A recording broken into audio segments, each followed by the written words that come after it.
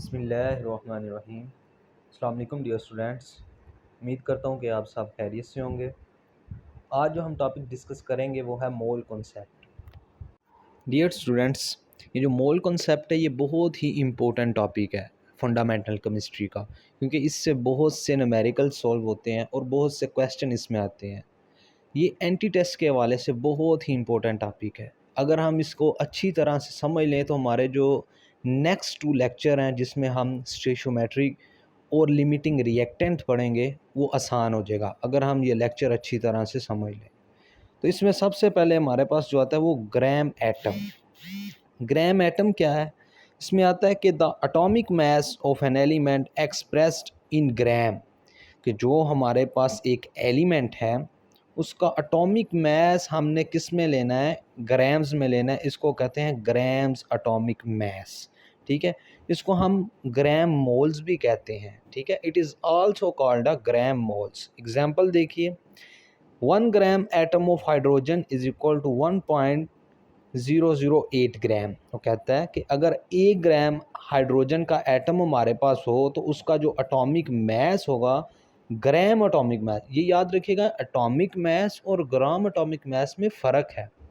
Atomic mass हम अमूमन AMU में लेते हैं, जबकि ग्राम एटॉमिक मास हम ग्राम्स में लेते हैं। ये याद रखिएगा। कहते हैं अगर 1 ग्राम हाइड्रोजन एटम, वो उसका जो है 1.008 ग्राम एटॉमिक मास होगा। इसी तरह कार्बन का, हम कहते थे ना कार्बन का एटॉमिक मास कितना होता है, उसका 12 एएमयू होता है। जब हम ग्राम एटॉमिक मास की बात करेंगे तो वो हम ग्राम्स में करेंगे।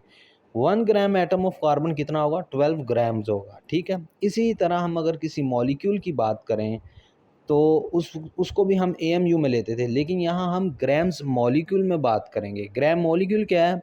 The molecular mass of a molecular substance. दोस्तों ये बात याद रखनी है, यहाँ मैंने बोल्ड इसलिए की है, ये ब्लू कलर से जो यहाँ लिखा हुआ है मोलिकुलर मास किन का होता है? जो मॉलिकुलर सब्सटेंसेस होते हैं उनका होता है। और एटॉमिक मास किन का होता है? एलिमेंट्स का होता है। ये बातें आपने याद रखनी है। The molecular mass of molecular substances expressed in gram is called 1 gram molecule और ग्राम मोल।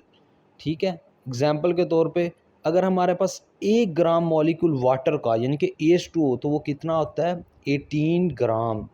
हम ग्राम्स में बात कर रहे हैं। अगर 1 ग्राम कार्बन डाइऑक्साइड CO2 हमारे पास हो तो वो कितना? 44 ग्राम्स होगा।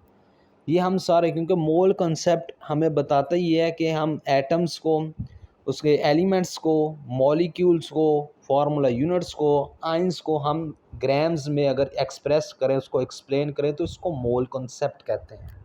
डियर स्टूडेंट, थर्ड पे हमारे पास आता है gram formula. Gram formula, the formula mass of an ionic compounds. Formula mass किन का होता है? आयनिक कंपाउंड्स का होता है, एक्सप्रेस्ड इन ग्राम्स। ठीक है, इज कॉल्ड ग्राम फार्मूला और 1 ग्राम मोल। इसको हम ग्राम फार्मूला भी कहते हैं और 1 ग्राम मोल भी कहते हैं। एग्जाम्पल के तौर पे अगर हमारे पास 1 ग्राम फार्मूला मास हो सोडियम क्लोराइड यानी कि NaCl, तो कितने ग्राम बनेगा? 58.5 ग्राम। अगर NaCl हमारे पास 1 ग्राम फार्मूला मास उसका 58.5 ग्राम के इक्वल होगा। और अगर कैल्शियम कार्बोनेट की CaCO3 की बात करूं, 1 gram formula of CaCO3 is equal 100 grams. Last पे जो हमारे पास टर्म आती है वो है ग्राम आयन। ग्राम आयन क्या होता है? ये आयनिक स्पीशी का होता है। The ionic mass of an ionic species is expressed in gram is called gram ions और 1 ग्राम मोल। एग्जाम्पल के तौर पे dear student, 1 gram ion of hydroxide OH negative 17 gram के बराबर होता है, और 1 gram ion of carbonate CO2 negative 3 ये होता है 60 ग्राम के equal. Dear student, gram formula ionic compounds का होता है और ग्राम आयंस ये आयनिक स्पीशी का होता है। डियर स्टूडेंट, अब हम बात करते हैं कि मोल होता क्या है। इसको हम इस तरह डेफिनेशन इसकी कर सकते हैं, it is defined as the atomic mass, molecular mass, formula mass और ionic mass is expressed in grams. या हम अगर ये भी इसको एक्सप्लेन कर दें कि एटॉमिक मास किसका होगा, मॉलिक्यूलर मास किसका होगा, तो एटॉमिक मास एलिमेंट्स का होता है, मॉलिक्यूलर मास मॉलिक्यूलर सब्सटेंसेस का होता है, फार्मूला मास आयनिक सब्सटेंसेस का होता है, जिस तरह आयनिक कंपाउंड्स का होता है, हमने पीछे डिस्कस किया है। और जो आयनिक मास होगा वो किसका, और जो आयंस मास होगा वो किसका होगा जी, कोई आयनिक स्पीशी का होगा। ठीक है, ये हम पहले डिस्कस कर चुके हैं। अगर इन सब को हम एक्सप्रेस करें ग्राम्स के अंदर तो इसको मोल कहते हैं। इसकी अगर दूसरी डेफिनेशन हम देखें, mole is defined as the amount of substances that contains, कहता है मोल इस अमाउंट को, सब्सटेंसेस की उस अमाउंट को कहते हैं जो that contain 6.02 multiply 10⁻23 number of particles. ये क्या है, ये असल में एवोगैड्रोज नंबर है। आसान सी लैंग्वेज में ये कहने का मतलब है कि नंबर ऑफ मोल्स होते हैं, नंबर ऑफ सब्सटेंसेस होते हैं, वो किसके बराबर होते हैं, एवोगैड्रो नंबर के। अगर मैं कहूँ कि 1 मोल ऑफ, नीचे एग्जांपल देखें, 1 मोल ऑफ कार्बन, एक कार्बन का मोल किसके बराबर है, 12 ग्राम के। और ये क्या होगा, ये एक एवोगैड्रो नंबर के बराबर होगा। ठीक है, अगर मैं कहूँ कि 1 मोल कार्बन का एक एवोगैड्रो नंबर के बराबर है, यानी कि नंबर ऑफ पार्टिकल्स के बराबर होता है 6.02 मल्टीप्लाई 10⁻23 इसके बराबर। अब एटम्स के लिए हम एलिमेंट की टर्म यूज़ करते हैं, मॉलिक्यूलर मास के लिए मॉलिक्यूलर सब्सटेंस। देखें 1 मोल ऑफ कार्बन, कार्बन का मास कितना होगा, ग्राम, एटॉमिक मास इसका होगा 12 ग्राम होगा।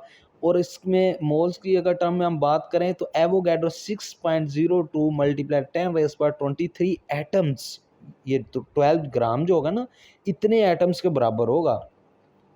अगर 1 मोल ऑफ वाटर की मैं बात करूं तो वाटर का ग्राम मॉलिक्यूलर मास कितना होगा, 18 ग्राम्स होगा। और ये कितने मोल्स के बराबर होगा, यानी कि मैं अगर बात करूं एवोगैड्रोज नंबर की, कितने नंबर ऑफ पार्टिकल्स के बराबर होगा, 6.02 मल्टीप्लाई 10⁻23 मोलिक्यूल्स। देखें एटम जो है उसका, एलिमेंट का जो हम मैस कह रहे हैं उसको कह रहे हैं कि इतने नंबर ऑफ पार्टिकल्स, इतने नंबर ऑफ एटम्स। ये पार्टिकल की जो टर्म यूज़ होती है ये एटम, मॉलिक्यूल और फार्मूला यूनिट आइंस के लिए यूज़ होती है।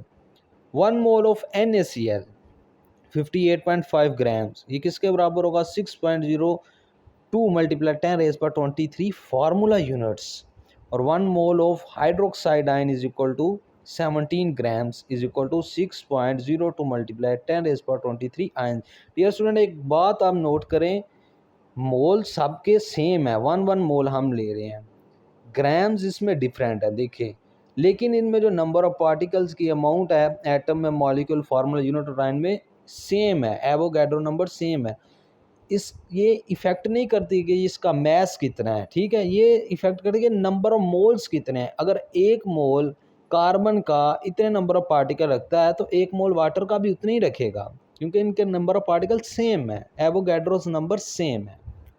डियर स्टूडेंट, अब हम बात करते हैं कि हम नंबर ऑफ मोल्स किस तरह फाइंड कर सकते हैं। नंबर ऑफ मोल्स को फाइंड करने का हमारे पास एक फार्मूला है कि number of moles is equal to known mass of a substance, यानी कि given mass of a substance divided by molar mass of a substance. Given mass हमें डाटा में दिया हुआ होगा, मोलर मास जो है ये हम कैलकुलेट करते हैं। ठीक है, सम कर देते हैं जितने, एक मॉलिक्यूल है अगर, ठीक है, कोई भी सब्सटेंस, मॉलिक्यूल है, फार्मूला यूनिट है, आयनिक कंपाउंड है, इनके एटॉमिक मैसेज को हम सम अप कर देते हैं, इसको हम मॉलिक्यूलर मास कहते हैं। ठीक है, एग्जाम्पल अगर हम देखें तो और ज़्यादा क्लियर हो जाएगा। कैलकुलेट द ग्राम मॉलिक्यूल, कहते हैं ग्राम मॉलिक्यूल कैलकुलेट करो, यानी कि नंबर ऑफ मोल्स कैलकुलेट करो इन 40 ग्राम ऑफ H3PO4। H3PO4 के नंबर ऑफ मोल्स उसने कहा आप फाइंड करो कितने ग्राम्स के, 40 ग्राम में। अब उसने नाउन मास हमें दिया कि 40 ग्राम हमारे पास नाउन मास है।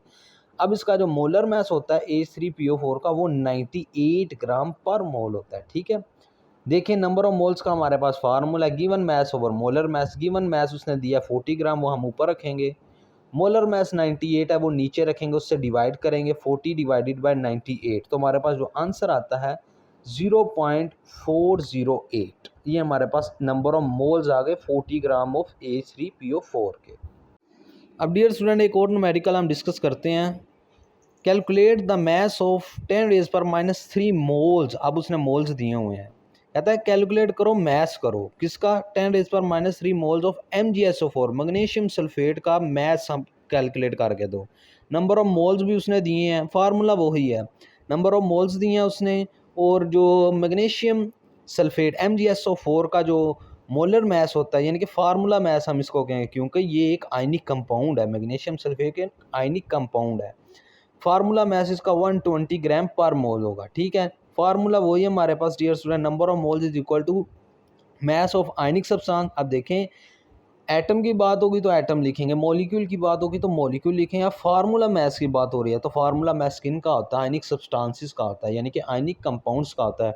मैग्नीशियम सल्फेट एक आयनिक कंपाउंड है। अब मैस ऑफ आयनिक सब्सटेंस ये हमने मालूम करना है। फार्मूला मैस आयनिक सब्सटेंसेस का 120 है, ये देखें ये फार्मूला आप देख सकते हैं। नंबर ऑफ मोल्स उसने दिए हैं हमें 10⁻³ हमने फार्मूला के अंदर पुट किया। अब ये जो मैस ऑफ MgSO4 है ये हमने फाइंड करना है। इसके नीचे है 120 ग्राम पर मोल, ये यहाँ डिवाइड हो रहा है, और इक्वेशन की जिस तरह मैथ में हम करते हैं ना कि डिवाइड हो रहा है, इक्वेशन की दूसरी जानिब जाके क्या हो जाएगा, मल्टीप्लाई हो जाएगा। ये जो 120 है वो 10⁻³ के साथ मल्टीप्लाई हो जाएगा। जब ये मल्टीप्लाई होगा तो हमारे पास जो आंसर आएगा वो आएगा 0.12 ग्राम। डियर स्टूडेंट 120 जब मल्टीप्लाई होगा 10⁻³ के साथ, 10⁻³ का मतलब पता ना 0.001, इसके साथ जब मल्टीप्लाई होगा तो 0.12 ग्राम ये हमारे पास आंसर आएगा, क्योंकि उसने पूछा हमसे मैस ऑफ मैग्नीशियम सल्फेट। दूसरा ये जो मोल कंसेप्ट है ना ये बेस है। जो नेक्स्ट वाले हमारे टॉपिक हैं स्टीशियोमेट्री को हो गया और जो लिमिटिंग रिएक्टेंट, क्योंकि उसमें उसने ये कहा ही ये है कि नंबर ऑफ मोल्स फाइंड करो, मैस फाइंड करो, इसका मॉलिक्यूल्स फाइंड करो, ग्राम एटम फाइंड करो, ठीक है, नंबर ऑफ पार्टिकल फाइंड करो। अगर हमें ये लेक्चर अच्छी तरह से, ये टॉपिक अच्छी तरह से आता होगा ना तो हम वो बहुत इजीली कर सकते हैं फाइंड, क्योंकि न्यूमेरिकल में अक्सर पूछता ही ये है कि इसके नंबर ऑफ मॉलिक्यूल फाइंड करो, तो number of gram atom find इसके करो, मैस फाइंड करो इसका। तो इस पहले में हमने नंबर ऑफ मॉलिक्यूल फाइंड किए थे, अब इसमें हमने नंबर ऑफ मैस हमने कैलकुलेट किया, मैस MgSO4 का मैस, तो वो 0.12 ग्राम है। डियर स्टूडेंट अब हम एवोगैड्रोस नंबर को डिस्कस करते हैं, ये भी बहुत इंपॉर्टेंट है। एवोगैड्रोस नंबर क्या होता है, then number of particles, number of particles, यहाँ फिर पार्टिकल्स की टर्म यूज़ हुई है। पार्टिकल हम किसको कह रहे हैं, हम एटम को कह रहे हैं, हम मॉलिक्यूल को कह रहे हैं, हम फार्मूला मैस को, फार्मूला यूनिट को कह रहे हैं, ठीक है, हम आइंस को कह रहे हैं, इसको हम पार्टिकल्स कह रहे हैं।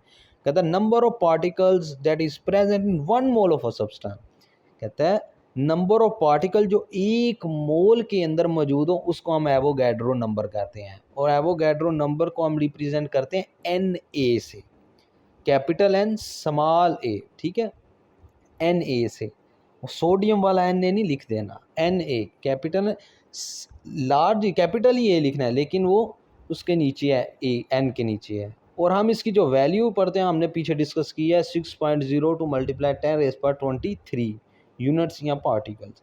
एग्जाम्पल डियर स्टूडेंट हम डिस्कस करेंगे, हमने पहले भी डिस्कस की हुई है कि 1.008 ग्राम ऑफ हाइड्रोजन ये किसके बराबर होगा, 1 मोल हाइड्रोजन। भी कहा है ना कि number of particle present in 1 mole of substance, यानी कि 1 मोल हाइड्रोजन किसके बराबर होगा, एवोगैड्रो नंबर के। 1 मोल वाटर किसके बराबर होगा, एवोगैड्रोज नंबर, और एवोगैड्रोज नंबर क्या है 6.02 मल्टीप्लाई 10⁻23।